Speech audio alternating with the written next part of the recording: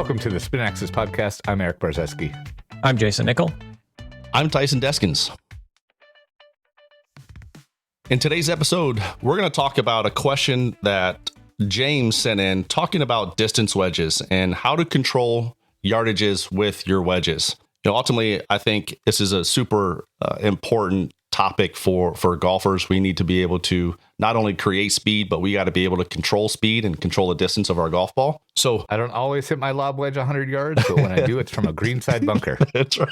We're not talking about how far you can hit your wedges. Not ideal. Like maxing it out. We're talking about controlling the distance of your wedges. We got to control it. That's what we mean by distance wedges. It has other names. It has feel wedges, scoring wedges, whatever. But we're finesse wedges, however. How do you hit your 60-degree club? 81 yards, 74 yards, 58 yards, whatever. We're talking about that. And so obviously pretty popular to talk about a clock system, right? And being able to control those pieces. But I think I just want to hear from everybody today on what do you teach a system? How do you help people control distances when it comes to their wedges? So Erik, what would you say is sort of your go-to? I will start by saying that I used to fairly religiously teach kind of a clock system. It wasn't always clocks. By clock system, I mean, you might think wrists or hands to belt height. You might not call that literally 8 o'clock, 9 o'clock, 10 o'clock, 11. You might not literally think of it as a clock. You might think of it as 1/3, 2/3 full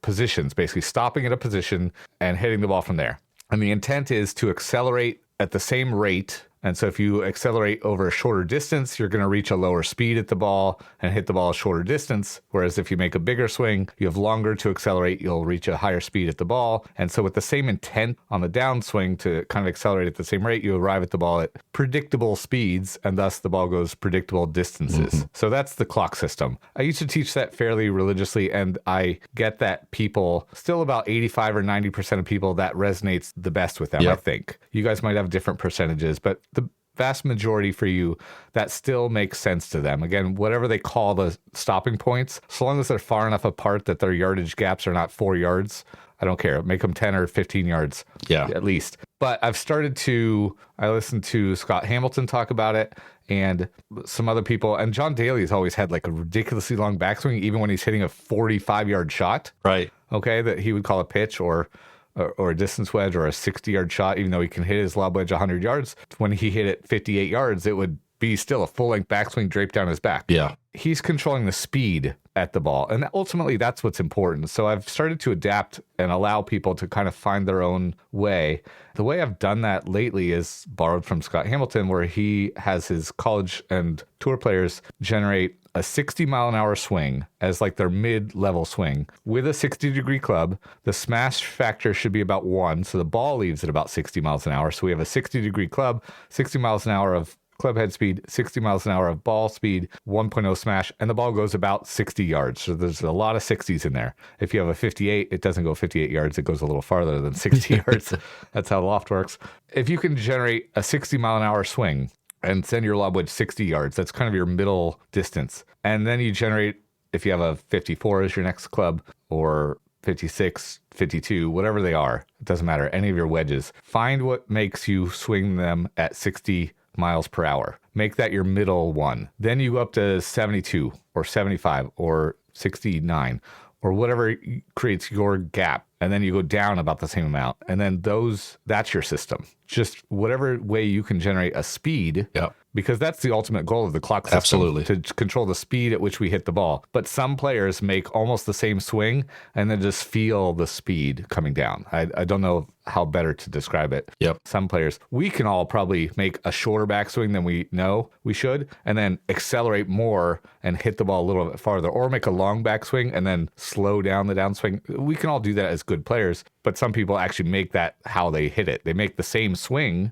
and vary the speed of the swing. Jayson, what do you find? Yeah, I'm almost sort of in the middle of those. So I have a standard like clock system, but I have a baseline from that. This is where I would advocate a launch monitor. And again, it doesn't have to be an expensive launch monitor, but you should have like a PRGR or the stack system, or I'm losing a couple of the more budget-friendly ones. But anything in there that you're going to be able to give yourself a baseline. And I would use this before you go out to play that day, right? Because what your 60 mile per hour baseline is today might feel like a 65, right? But if you, again, you don't calibrate yourself to that, you're going to struggle for the first 3 or 4 holes, which might have been great birdie opportunities for you. But yes, 100% I agree. And so like you should have a system. You should be able to calibrate that system, which is the most important because, again, as Erik said, how you bring the speed into that. And then of course you got to have consistent strike because you might bring the same swing 60 miles per hour into the ball, but then you hit it off the toe one shot, you hit it high off the face on the next, and then the third one you hit it dead in the middle, and now you've got 3 completely different yardages, and you're wondering, you're scratching your head, why did one fall into the bunker short,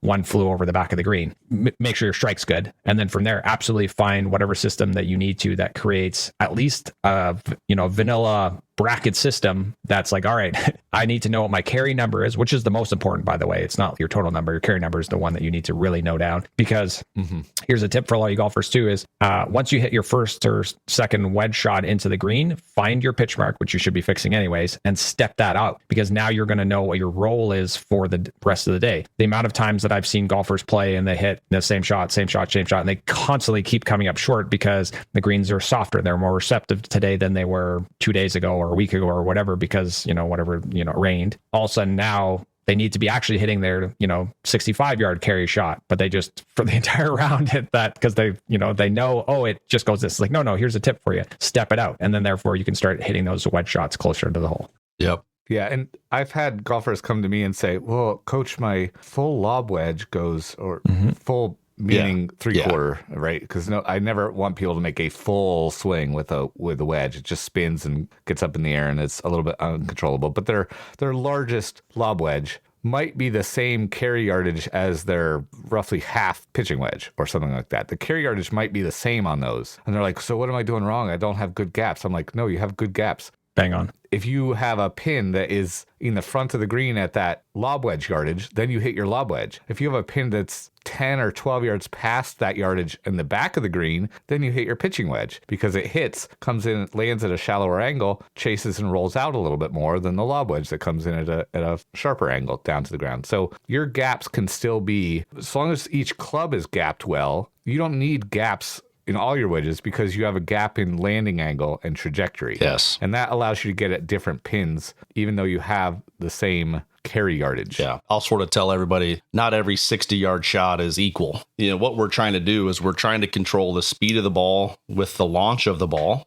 with different clubs, because not every 60-yard shot is going to be equal. And obviously, if I'm trying to hit it higher, I need a little bit more speed because that ball is going up and not as far out. If I'm trying to hit it a little bit lower, I don't need as much, to your point, right? And that's going to run. And I think that by itself starts to get people thinking, a little bit differently about what they're actually trying to do, and I think it's very common for me to see, if you sort of teach a player how to hit, let's just say, a mid-flighted wedge, then they try to hit every single wedge shot mid-flighted when they're on the golf course. When, they have a front pin, they have a middle pin, they have a back pin. They're trying to hit the same exact shot over and over. And the tough part about this game is every 40-yard shot, every 30-yard shot, every 70-yard shot needs a different strategy, right? And we're trying to control the speed, we're trying to control the launch, and we can do that with different clubs. We can do that with maybe the same club as your skill level increases.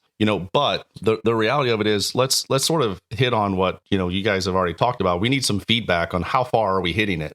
Erik and I were lucky to have dinner with Brian Manzella at the PGA show. And he was talking about something I don't think many people realize anymore. Back in the day, he was talking about a story with, who was it, Erik, that he was shagging balls for on the range? Chichi Rodriguez. Back in the 70s, he was shagging balls for Chichi Rodriguez on the range. Like, back in the day, the caddies used to literally go in the middle of the range with a baseball mitt and have players hit balls to them. So they would stand at 50 yards, 60 yards. And the goal was for the player that caddy didn't have to move, that ball was going to literally go right into their mitt. And it was kind of a funny story because Brian was talking about how Chichi was making him run all over the place on purpose, right? And like cracking jokes to the other guys on the range. It actually was a really hilarious story. But when you think about it, a lot of ranges, even if you have a nice... Chichi was doing it on purpose, to be clear. He was not bad. Like, he was like, let's see how much we could make that boy run. It was an incredible story, right? I'll see players when they go to a range, even if you have a nice practice facility, it's hard to know how far did I just hit my wedge, right? How far did it carry? And I don't see players doing enough due diligence in their practice session, like maybe pacing it out, putting a towel down and trying to hit a towel from a low flighted shot, a mid flighted shot, a high flighted shot from 60 yards. So you have feedback on how far you just carried that golf ball, and you'll be shocked at how good you can get at that, right? Those guys used to not have to move when the players were being serious. And so, and I just think to Erik's point, I can make a 9-3 swing and the ball can go 20 yards, or I can make a 9-3 swing and it go 100. The intent behind it, the force behind it, I think has to match. And I don't think there's any substitution for a lot of reps with a lot of detailed feedback on how far that ball carries if you want to get good at this part. Yeah, one of the things that I say about people watching a PGA Tour range is people are often in shock at how high PGA Tour players hit their long irons and how low they hit their wedges. And if you look at averages, TrackMan puts it out, FlightScope puts one out. I think the average launch angle for driver through sand wedge covers about 11 degrees, 10 degrees sometimes, but let's say 10, it's the easier number, to 25 degrees. So literally every club in the bag fits in a 15-degree window. Most amateur golfers, they're trying to hit distance wedges, and the ball's launching at 35. I've seen 40, I've seen 42 degrees with a 60, not with a pitching wedge, but we've all seen launch numbers that are really high. Okay, so distance wedges are first about control of the strike.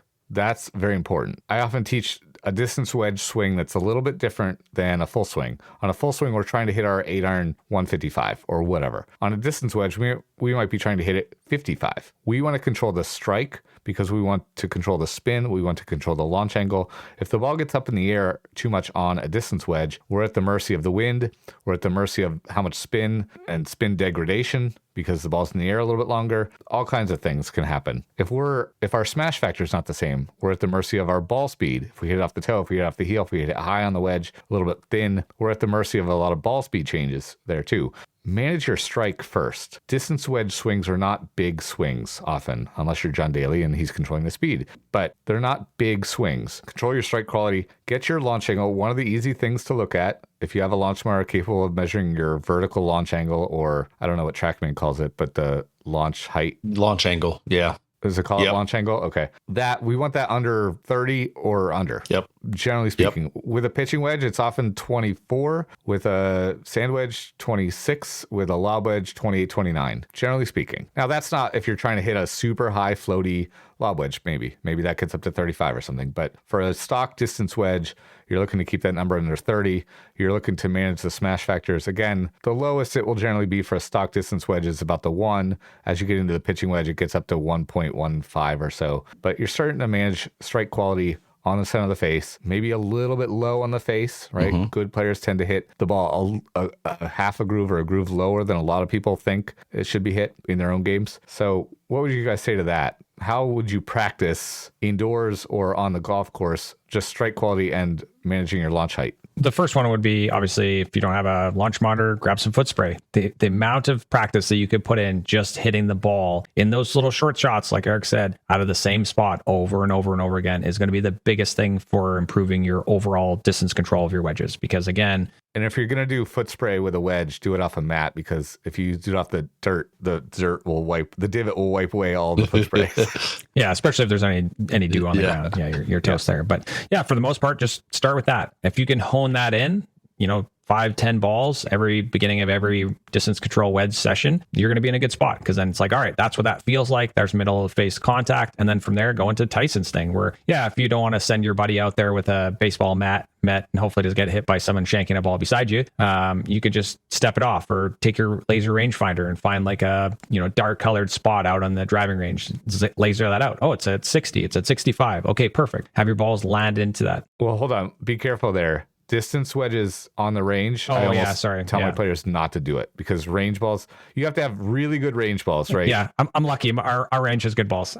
My bad. Yeah, I recommend that people go out to the golf course in the evening and just put their bag down somewhere, hit a bunch of balls one direction, and then step off where they landed and laser back to the golf bag that's sitting in the fairway. You can do this if you're at a course where there's not much play in the early evenings and things like that. You can go to this third hole or something and, just have a half an hour to just hit balls back and forth in the fairway. Don't do it on the green because you're making a lot of pitch marks, but you can do that on the fairway. Don't do distance wedge work at the range if the range balls are not like really premium balls. And Erik, I think it's a good point, right? But tell the listeners, like, what if the range balls aren't good? How will that affect that shot? They're going to spin less and they're going to launch higher. Yeah, that's right. That's right. They'll launch ridiculously high. Some of them. It's like don't even work on your mechanics of your wedge swing, because unless you're really focused on not giving a crap about the flight of the actual ball, because range balls, they don't spin much and they launch super high because they're hard, they're durable, they're supposed to last for a long time. They just roll up the face and come off really high. Yeah, I'll also go ahead, Jayson. Yeah, so if, like Erik said, you don't have good range balls, I mean, again, it depends on where you're practicing. If you can get to like the end side of the range, and if you're comfortable, right, I don't want you to injure yourself, but you could hit like little 30 yards, right, and then go snag them, hit them into like the screen beside you, like just short of the driveway. Just find a spot that you can practice at. If you can find it on the golf course, yeah, of course, that's even better. It's safer than on the driving range. Don't get yourself injured. But strikes first, then from there, then can you vary the speed that you need to be able to bring into a good centered strike? Yeah, and I'll tell guys, I mean, listen, this is a little bit of a specialty shot, right? And we're not doing the same thing with this golf swing that we're doing with an 8-iron or, a driver. Our setup is going to be a little bit different. We're probably not going to want a bunch of weight shift, right? And, we might try to be steeper than a normal shot and not worry about shallowing the club as much as we would with a longer golf swing.